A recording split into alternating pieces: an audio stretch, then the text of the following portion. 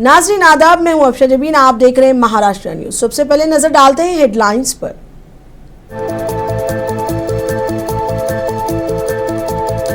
NDA के नायब सदारती उम्मीदवार सीपी राधाकृष्णन का मुंबई दौरा। डॉक्टर अंबेडकर, शिवाजी महाराज और वीर सावरकर को पेश किया खिराज अकीदत।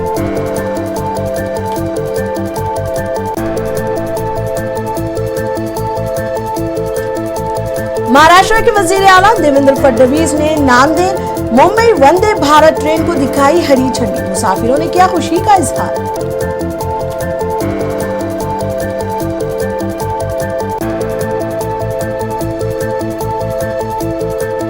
बॉम्बे हाईकोर्ट ने मनोज जारंगी पाटिल को बगैर इजाजत आजाद मैदान में एहतजाज करने से रोका। मुतबद्दिल जगह पर एहतजाज की दी इजाजत।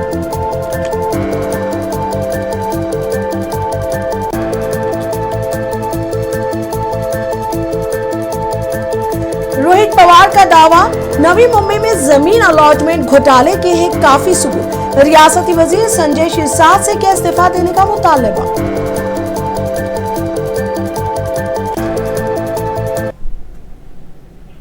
अब खबरें तफसील से। एनडीए के नायब सदारती ओहदे के उम्मीदवार महाराष्ट्र के गवर्नर सीपी राधाकृष्णन अपनी इंतखाबी मुहिम के सिलसिले में रियासत के दौरे पर हैं। सीपी राधाकृष्णन ने आज मुंबई की भूमि डॉक्टर बाबा साहेब अम्बेडकर स्मारक का दौरा किया, जहां उन्होंने डॉक्टर अम्बेडकर को खिराज अकीदत पेश किया। सीपी राधाकृष्णन ने वीर सावरकर नेशनल मेमोरियल का भी दौरा किया और वीर सावरकर के मुजस्समे पर गुलाए अकीदत पेश किए। उन्होंने छत्रपति शिवाजी महाराज को भी अपना खिराज अकीदत पेश किया।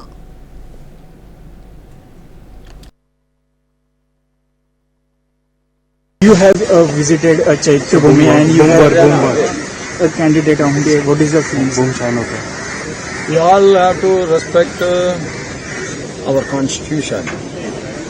When Modi was first time entering into the parliament, the journalist asked me which moral he is going to follow, whether it is from Bhagavad Gita or from our Prime Minister Narendra Modi ji was, I will follow the holy book given by the Baba Saheb Dr. Ambedkar ji, that is our constitution. The moral of our constitution will be followed. I will also follow our constitution and the great contribution of our Baba Saheb Ambedkar ji is he has created the constitution for India. That is the reason Indian democracy is so strong. Maharashtra के वजीर आला देवेंद्र फडणवीस ने मंगल को Nanded Mumbai Vande Bharat train को हरी झंडी दिखाते हुए इसे मराठवाड़ा खिते के लिए खुशहाली का गेटवे करार दिया। वजीर आला ने मुंबई में रियासती सेक्रेटरीट से वीडियो कॉन्फ्रेंस के जरिए ट्रेन को हरी झंडी दिखाई, जबकि नांदेड़ रेलवे स्टेशन पर एक रस्मी प्रोग्राम मुनक्किद हुआ। सिख बरादरी के लिए एक अहम जियारतगाह के तौर पर नांदेड़ की अहमियत को उजागर करते हुए फडणवीस ने कहा कि नई सर्विस अकीदतमंदों और दिगर मुसाफिरों को तेज, आरामदा और महफूज सफर फराहम करेगी। फडणवीस ने कहा कि रियासती हुकूमत मराठवाड़ा की पसमानदगी पर काबू पाने के लिए जदीद कनेक्टिविटी को तरजीह दे रही है।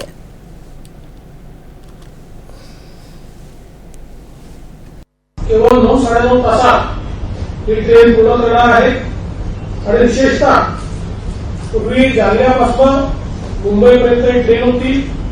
आता हुजूर साहेब नांदेडपासून ही ट्रेन सुरू झाल्यामुळे जवळपास आधीची 8 डब्याची ट्रेन ही आता 20 डब्यांची करण्यात आली आहे आणि याची क्षमता 530 वरून 1440 एवढी करण्यात आलेली आहे। त्यामुळे आता नांदेडकरांचा प्रवास हा अतिशय सुखकर होणार आहे। मराठवाड्यातल्या आमच्या सर्व नागरिकांना मुंबईपर्यंत पोहोचायला एक अतिशय आरामदायी अशा प्रकारची व्यवस्था या ट्रेनच्या माध्यमातून मिळालेली आहे। विशेषतः नांदेड हे एक महत्वाचं केंद्र तर आहेच। नांदेड़ से मुंबई के लिए वंदे भारत एक्सप्रेस ट्रेन का आज से बाज़ाब्ता आगाज हो गया है। अब तक ये ट्रेन जालना से मुंबई के लिए चलाई जा रही थी, इसको अब नांदेड़ तक तौसी दी गई है। मुसाफिरीन ने ये ट्रेन सर्विस शुरू होने पर खुशी का इजहार किया और कहा कि इन्हें काफ़ी सहूलत होगी। हमारे नुमाइंदे जमीन अहमद ने मुसाफिरीन से बात की।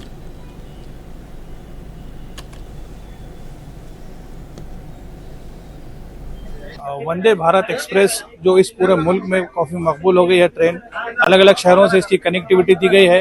अब तक ये ट्रेन मराठवाड़ा में औरंगाबाद और जालना इन अजला से कनेक्ट करते हुए मुंबई को ले जा रही थी। अब जालना से ये ट्रेन को नांदेड़ तक उसको तवसी दी गई, उसका एक्सटेंशन किया गया है। आज से बाज़ाब्ता ये ट्रेन की सर्विस का आगाज हो रहा है। किस तरह से हम देख सकते हैं कि ये जदीद सहूलियत से आरास्ता ट्रेन है, लोगों को बैठने करने के लिए काफ़ी अच्छी सहूलतें हैं, मुकम्मल तौर पर एसी अरेंजमेंट सिस्टम है, बैठने की सुविधाएं बहुत अच्छी है, काफ़ी बेहतरीन सीटें हैं और दीगर सारी जो फैसिलिटीज़ एक अच्छी ट्रेन में होनी चाहिए वो इस तरह की यहाँ पे हुकूमत की जानिब से प्रोवाइड की गई है। इस ट्रेन के जरिए सफ़र करने वाले कुछ मुसाफिर और कुछ हमारे जर्नलिस्ट साथी हमारे साथ है। आइए हम उनसे बात करते हैं और उनका क्या एक्सपीरियंस इस पूरे ट्रेन को देखकर महसूस वो कर रहे हैं, उनसे बात करते हैं। विजय नेलंगी सर, आपने इस ट्रेन के बारे में अब तक सुना था, नांदेड़ में फर्स्ट टाइम इस ट्रेन ने एंट्री की है, क्या कहना चाहते हैं, कैसा आपको लग रहा है यहाँ का? हाँ, एक उत्सुकता थी कि ये ट्रेन कैसी होगी, क्या होगा, इसलिए मैं एक घंटा पहले ही आया है और पूरे ट्रेन का जायजा लिया हमें। तो बहुत अच्छा लगा कि एक अच्छी क्या बोलते हैं, प्लेन में जो सफर करते उस टाइम में जो एहसास होता है उस तरह का इसमें एहसास हो रहा है।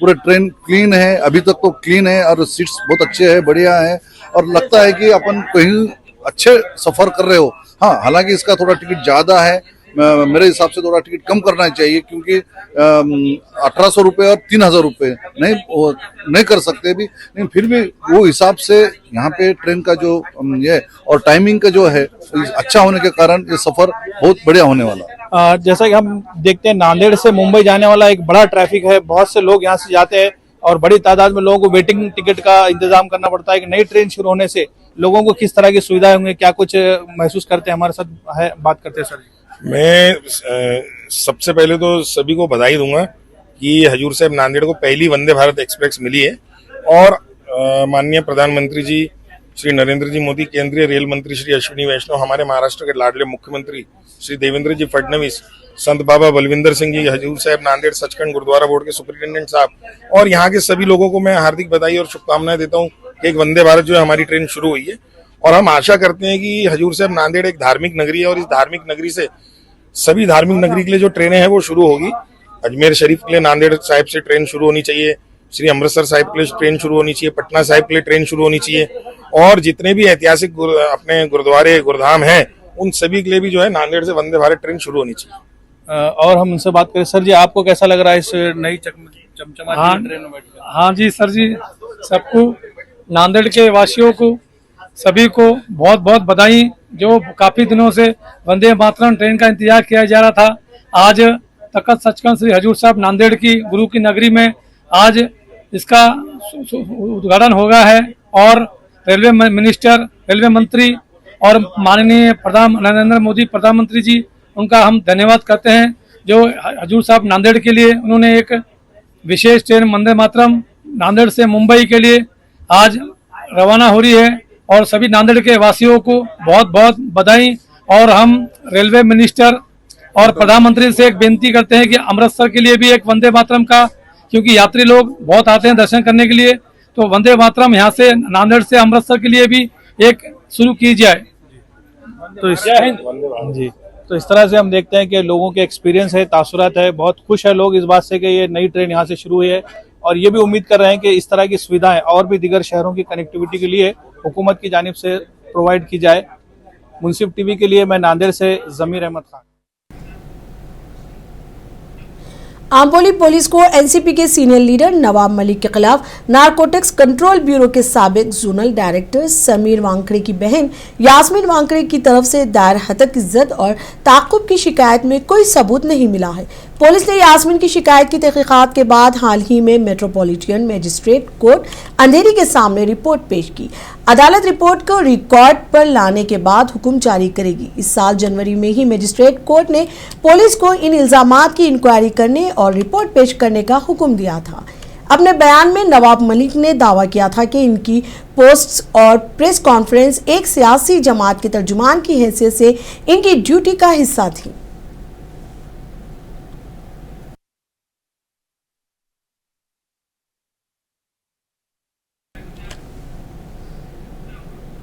बॉम्बे हाईकोर्ट ने मंगल को मराठा कारकुन मनोज जारंगी को मुंबई के आजाद मैदान में बगैर पेशगी इजाजत के एहतजाज करने से रोक दिया है। अदालत ने तबसरा किया कि हुक्काम की मंजूरी के बगैर शहर के अहम मुकामात पर एहतजाज नहीं किया जा सकता। साथ ही अदालत ने रियासती हुकूमत से कहा कि वो जारंगी को एहतजाज के लिए मुतबादिल जगह फराहम करे। वाज़ेह है कि ओबीसी जुमरा के तहत मराठा बरादरी को 10% रिजर्वेशन फराहम करने के लिए मनोज ने हुकूमत को 26 अगस्त का अल्टीमेटम दिया है, जिसमें नाकाम होने पर उन्होंने मुंबई की तरफ एक बड़े एहतजाज मार्च की धमकी दी है। मुंबईत आझाद मैदानला गेल्यावरच मग चर्चा सुरू, मध्ये चर्चा होणार नाही, मी मध्ये थांबणार नाही आणि मला अंमलबजावणी करून द्यावी ही तुम्हाला हात जोडून विनंती करतो। आणि मराठा समाजाला सांगतो, आपल्या सगळ्या मागण्या रास्त्यात बऱ्याच जणांना त्या पटल्या, हळूच का नदेत पण पटल्या, त्यांना वाटतंय खरं आहे पण म्हणतात, पण याचा अर्थ त्याला राजकीय काहीतरी मिळायचंय म्हणून पण ते उगाच मराठ्याच्या विरोधात लढत आहे। दिल्ली में अस्पतालों की तामीर से मुतालिक मुबैना घोटाले पर ईडी ने मंगल की सुबह आम आदमी पार्टी के सीनियर लीडर और साबिक वजीर सौरभ भारद्वाज के घर पर छापा मारा। ये कार्रवाई 5,000 करोड़ रुपए मालियत के बड़े अस्पताल प्रोजेक्ट में बेजाब्तगियों के इल्जामात की बुनियाद पर की गई। इस मामले पर संजय सिंह ने शदीद रद्द-ए-अमल जाहिर किया है। उन्होंने कहा कि सौरभ भारद्वाज को फंसाने की कोशिश की जा रही है। सौरभ भारद्वाज आम आदमी पार्टी दिल्ली प्रदेश के अध्यक्ष और पूर्व मंत्री हैं। उनके ऊपर आज ईडी ने छापा मारा है। सौरभ भारद्वाज पे जो मामला बनाया गया है वो पूरी तरीके से निराधार, झूठा और बेबुनियाद है। और ये बात मैं इसलिए कह रहा हूं कि जो ये केस बनाया गया है उस वक्त सौरभ भारद्वाज मंत्री ही नहीं थे। तो एक झूठा और बेबुनियाद केस बना के सौरभ भारद्वाज को फंसाने की कोशिश की जा रही है। और हम सबने देखा कि कैसे सत्येंद्र जैन के मामले में 3 साल तक उनको जेल में रखने के बाद सीबीआई ने कह दिया उनके खिलाफ कोई सबूत नहीं। एक झूठा केस सत्येंद्र जैन पे बनाया। आम आदमी पार्टी के नेताओं पे लगातार झूठे केस बना बना के उनको जेल में डालना भारतीय जनता पार्टी मोदी सरकार की एक नीति बन गई, एक उनका रवैया बन गया, हमको दबाने के लिए, हमको झुकाने के लिए। और ये सब कुछ आज क्यों हो रहा है अचानक? क्यों सौरभ भारद्वाज के घर पे आज छापा मार दिया गया? क्योंकि खबर बदलनी है, मुद्दा बदलना है। मुद्दा कल से क्या चल रहा था? मोदी जी की फर्जी डिग्री। मोदी जी की फर्जी डिग्री के ऊपर चर्चा देश में ना हो, इसलिए आज ये एनसीपी एसपी के लीडर रोहित पवार ने महाराष्ट्र के वजीर संजय शिरसाट से इस्तीफा देने का मुतालबा किया और दावा किया कि इनके पास नवी मुंबई में जमीन की अलॉटमेंट घोटाले में संजय शिरसाट के मुलविस होने के काफी सबूत है। रोहित पवार ने इल्जाम लगाया कि शिरसाट ने साल 2024 में सिडको चेयरमैन के तौर पर अपने दौर में कानूनी तरीक़ेकार को नजरअंदाज करते हुए नवी मुंबई में मुकीम खानदान को 5,000 करोड़ रुपए से ज्यादा की जमीन अलॉट की थी।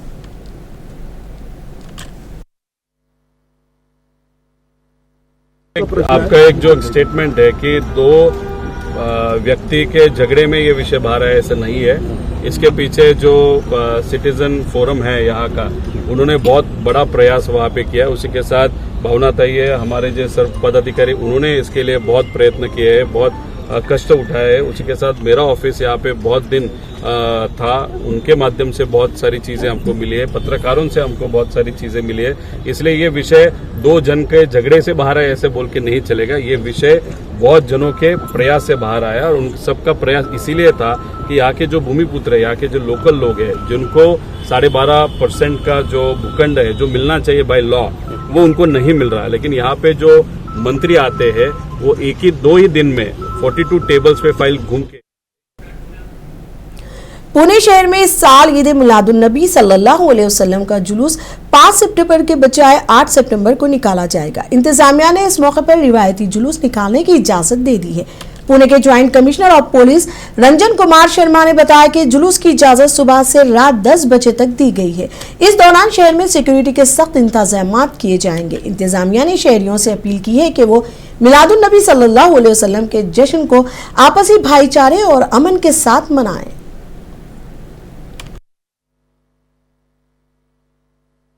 आज हमारे साथ मौजूद हैं सह आयुक्त रंजन कुमार शर्मा साहब। आइए जानते हैं ईद मिलादुन नबी को लेकर जो सीरत कमेटी और इनके बीच में जो मीटिंग हुई है किस तरह से सेलिब्रेट हो रहा है और किस दिन सेलिब्रेट हो रहा है। जी सर बताइए।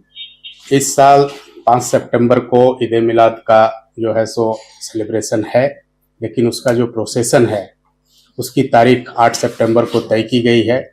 5 सितंबर चूंकि गणपति के बीच में आ रहा था और गणपति का काफी बड़ा स्तर पे जो है सो पुणे शहर में ये रहता है इसका सेलिब्रेशन, तो इसीलिए पुणे पुलिस की तरफ से सीरत कमेटी और मंडल के ईद मिलाद के सारे मंडल को जो है सो रिक्वेस्ट किया गया कि उस दिन प्रोसेसन ना निकाल के जो है सो बाद का डेट तय करें। तो उस हिसाब से 8 सितंबर का डेट तय किया गया है। 8 सितंबर को मॉर्निंग में जो है मॉर्निंग से लेकर रात को 10 बजे तक जो है सो प्रोसेसन की प्रवानगी रहेगी, लेकिन कैंप एरिया का जो प्रोसेसन है वो सुबह सीरत कमेटी के पूरे ये में जो है सो 9 बजे के सुबह निकाली जाएगी और 2 बजे तक चलेगी। उसके बाद बाकी के प्रोसेसन के जो मंडल हैं वो जो है 2 बजे के बाद कैंप एरिया में आ सकते हैं। इसके पहले जो है सो वो अपने अपने पुलिस स्टेशन के एरिया में रह सकते हैं, वहाँ पे जो है प्रोसेसन निकाल सकते हैं। प्रोसेसन की परमिशन रात को 10 बजे तक दी गई है और लाउड स्पीकर की परमिशन जो नियम के अनुसार है उसके हिसाब से उनको दी जाएगी। जमियत उलमा तालुका व शहर उदगीर की जानिब से मुकरमाबाद, रंगांव, भारीपुर और अतराफ के इलाकों में सैलाब मुतासरीन के दरमियान बिला तफरीक मजहब व मिल्लत इमदाद तकसीम की गई। मजमूई तौर पर 70 से ज्यादा रिलीफ किट्स जरूरतमंदों तक पहुंचाई गई। रिलीफ की इस तकसीम में मौलाना ताहिर महमूद, मौलाना हाफिज जाकिर, मौलाना अताउल रहमान और मुकामी उलमा अकराम मौजूद रहे। आज उदगीर शहर से मुकरमाबाद और आतराफ के जो देहात जो सैलाब से मुतासिर हुए हैं, 3 दिन पहले वहाँ का सर्वे किया गया। उस हिसाब से वहाँ के बिरादरान वतन हो या मुसलमान भाई हो जिनके घर और सामान, कपड़ा, अनाज, गल्ला वगैरह बह के चला गया, तो आज जमियत उलमा शहर उदगीर व ताल्लुका की तरफ से और शहरान उदगीर के तमाम मसाजिद और तमाम मसाजिद के सदूर और सेक्रेटरीज का और तमाम मुसल्लियान उदगीर का और शहरान उदगीर का हम शुक्रिया अदा करते हैं कि जमियत उलमा की आवाज़ पर उन्होंने ताउन किया और उनके ताउन की वजह से हम लोग ये काम कर सके। अल्हम्दुलिल्लाह लगभग 3 लाख से ज़ायद का सामान जैसे अनाज है, चावल है, गेहूं है और राशन पूरा मुकम्मल घर का और 1 महीने का तकरीबन सामान है, ओढ़ने के ब्लैंकेट है, चटाई है बिछाने के लिए। तो हम इंशाल्लाह आज लेकर वहाँ पहुँचेंगे और वहाँ जाकर हिंदू भाइयों को भी और मुसलमान भाइयों को भी इन सब के अंदर मुंबई में माही मखदूम शाह बाबा दरगाह पर माह रबीउल अव्वल का आगाज होते ही पीर मखदूम साहेब चैरिटेबल ट्रस्ट और हाजी अली दरगाह ट्रस्ट ने परचम कुशाई की। माहिम की गलियों में मिलाद जुलूस निकाला गया। ट्रस्टी घंडवानी ने परचम कुशाई की। दरगाह शरीफ पर चिरागा के बाद चादर चढ़ाई गई। इस मौके पर हिंदू मुस्लिम इत्तेहाद देखने को मिला।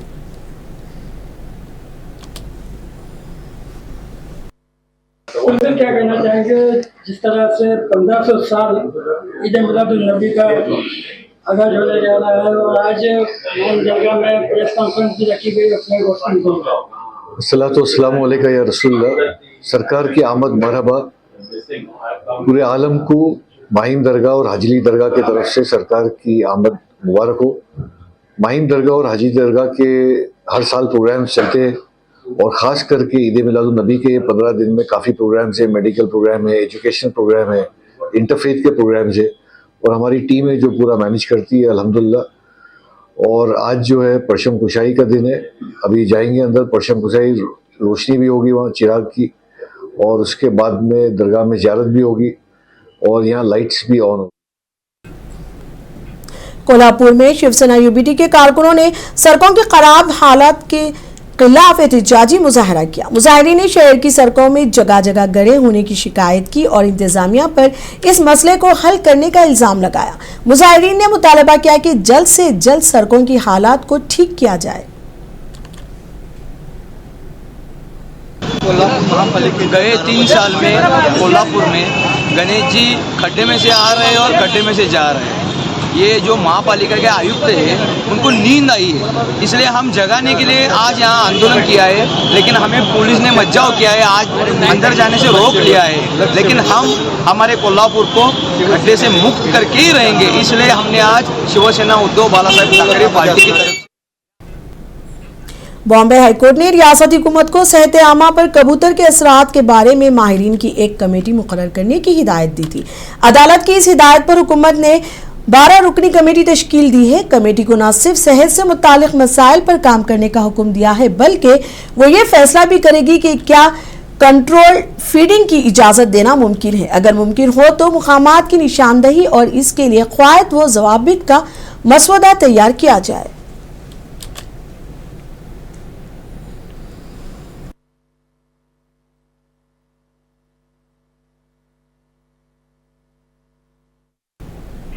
महाराष्ट्र न्यूज में अब तक के लिए इतना ही। मुझे दीजिए इजाजत। आदाब।